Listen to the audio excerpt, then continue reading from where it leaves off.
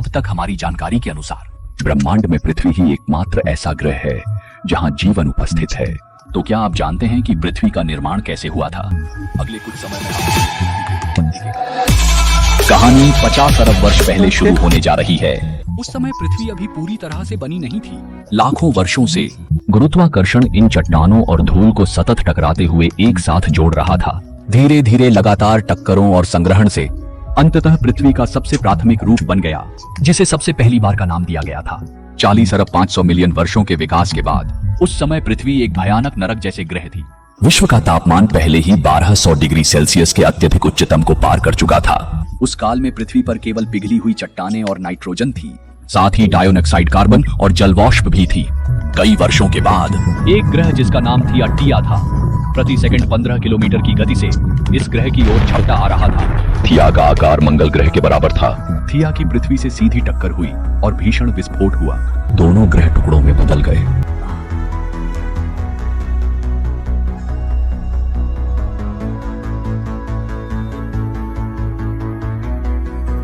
तुम हो असली।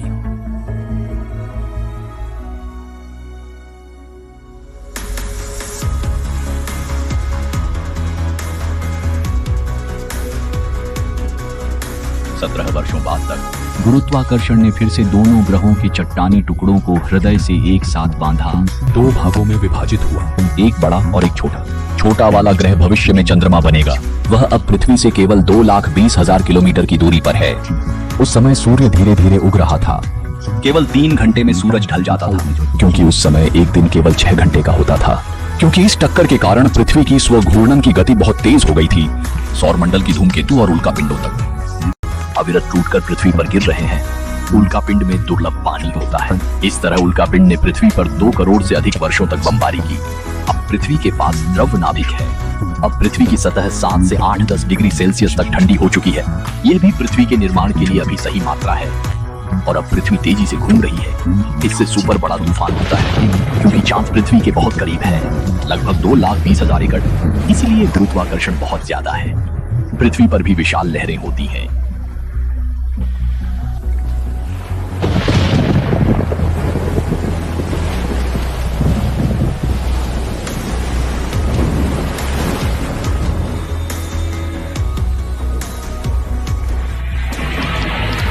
समय के साथ साथ चांद पृथ्वी से दूर होने लगा है।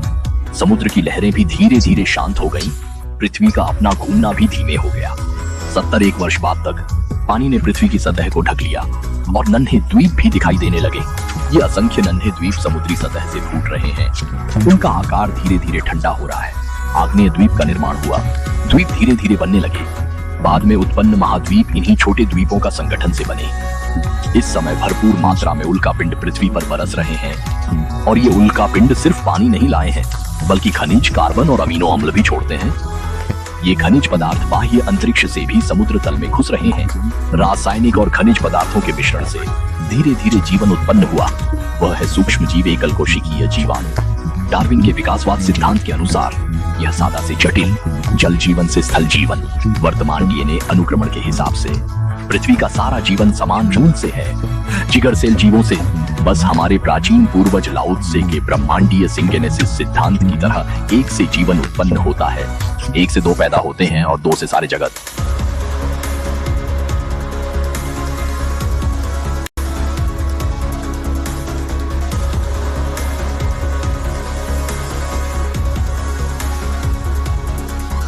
तकरीबन 35 अरब साल पहले बैक्टीरिया ने सूरज की रोशनी से प्रकाश संश्लेषण किया। उन्होंने कार्बन डाइऑक्साइड और पानी को ग्लूकोज में बदल दिया। इस अद्भुत सॉफ्टवेयर ने ऑक्सीजन गैस छोड़ी और ऑक्सीजन ने पानी में लोहे को जंग में बदल दिया।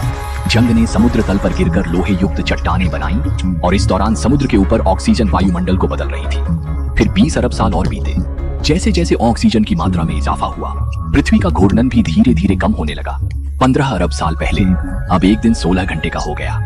हजारों सालों में हैती की भूपर्वतीय विशाल प्लेटों में फट गई और कई द्वीपों को एक साथ लाया गया। 4 अरब साल बाद रोडेनिया महाद्वीप का निर्माण हुआ और तब ऑक्सीजन को वायुमंडल में छोड़ा गया। वर्तमान तापमान 30 डिग्री सेल्सियस है और अब एक दिन 18 घंटे का हो गया है। 7 अरब 5 करोड़ साल पहले पृथ्वी की भूगर्मी ने फिर से उसे 2 हिस्सों में बांट दिया। और महाद्वीपों को सालाना कुछ सेंटीमीटर की दर से स्थानांतरित किया।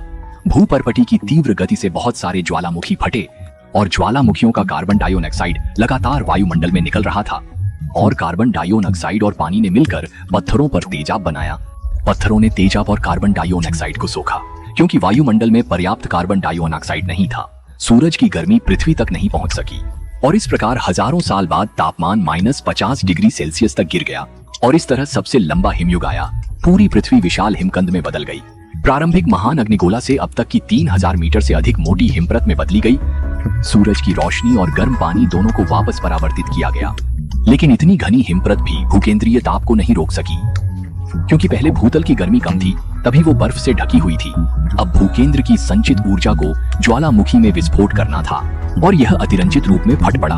3000 से अधिक मीटर मोटी हिमप्रत को ज्वालामुखी ने छेद दिया। बहुत सारे कार्बन डाइऑक्साइड का उत्सर्जन करता है। पूरी पृथ्वी को ढक दो। वातावरण भी कार्बन डाइऑक्साइड से भरा है। सूरज की गर्मी को बनाए रखना। तापमान बढ़ने लगा। 15 मिलियन साल बाद तक बर्फ बड़ी मात्रा में पिघलना शुरू हो जाती है। रासायनिक प्रतिक्रियाओं के माध्यम से कान की बर्फ से ऑक्सीजन का उत्पादन किया जाता है। पृथ्वी धीरे धीरे जाग रही है और यह जागृति समुद्र के नीचे बदल गई। समुद्र तल के नीचे बड़ी संख्या में समुद्री शैवाल और जटिल बहुकोशिकीय निकायों की एक नई पीढ़ी दिखाई दी। ये कैम्ब्रियन प्रकोप में प्रवेश करने वाला है। लाओशैंग 1 जीवन 2 3 जीवन सभी प्रकार के जीवन बढ़ने लगे। इस समय समुद्र तल को जीवन शक्ति के साथ उन्नत किया गया था। 460 मिलियन साल पहले। अब तापमान भी 30 डिग्री सेल्सियस पर है और ऑक्सीजन वही है जो हम अब करते हैं। लेकिन इस समय मुख्य भूमि पर कोई प्राणी दिखाई नहीं दिया। जमीन पर दिखाई देने वाले कुछ शैवाल पौधों के अलावा और कुछ नहीं, क्योंकि सूरज की नकारात्मक ऑक्सीजन की परत पर्याप्त मोटी नहीं है। सौर विकिरण बहुत मजबूत है। भूमि पर जानवरों और पौधों को चमत्कार करने में विफल होने के कारण जब तक कि यह 120 मिलियन साल बाद मोटा नहीं हो जाता, छोटा काई बेतहाशा बढ़ने लगा। ये छोटे काई भी अधिक अरुण जारी करते हैं। अधिक पौधों की शुरुआत की। 357 मिलियन साल पहले समुद्र में मछलियां जमीन पर चढ़ने लगी। 15 मिलियन वर्षों के लिए उनके 4 समूह धीरे धीरे मजबूत अंगों में विकसित होने लगे। वे ज्यादातर समय जमीन पर रहते हैं। तब से भूमि पर विभिन्न जीव सामने आए हैं। 260 मिलियन साल पहले की ओर इशारा करते हुए एक विशाल जानवर दिखाई दिया, लेकिन वे छिपकली के पूर्ववर्ती से विकसित हुए। इस समय जमीन फिर से फट गई। बड़ी संख्या में मैग्मा गश को पर्मियन मास विलुप्त होने के रूप में जाना जाता है। जमीन पर डाइऑक्साइड पूरे दिन महल को कवर करता है। अधिकांश जानवरों का दम घुट जाता है और उनकी मृत्यु हो जाती है। इस समय वायुमंडलीय महल को सल्फर डाइऑक्साइड के साथ छिड़का गया था, इसलिए बारिश होने पर यह सल्फर डाइऑक्साइड बन जाता है। हर जगह एसिड मिट जाता है। जैसे जैसे तापमान बढ़ता है, उच्च बड़ी संख्या में पौधे मर जाते हैं। जमीन इस समय मर चुकी थी और महासागर भी था। वह एक विशाल समुद्र था। केवल कुछ समुद्री शैवाल ही जीवित बचे थे, अन्य कुछ भी नहीं बचा था। Permian dose great secret. केवल 5% जानवर ही जीवित रहकर संघर्ष कर रहे थे। पिछले 50 मिलियन वर्षों के बाद पृथ्वी पहले ही कायाकल्प हो चुकी है। अब पृथ्वी को 2 अरब वर्ष हो गए हैं। पृथ्वी भी धीरे धीरे जीवनी शक्ति को पुनः प्राप्त कर रही है।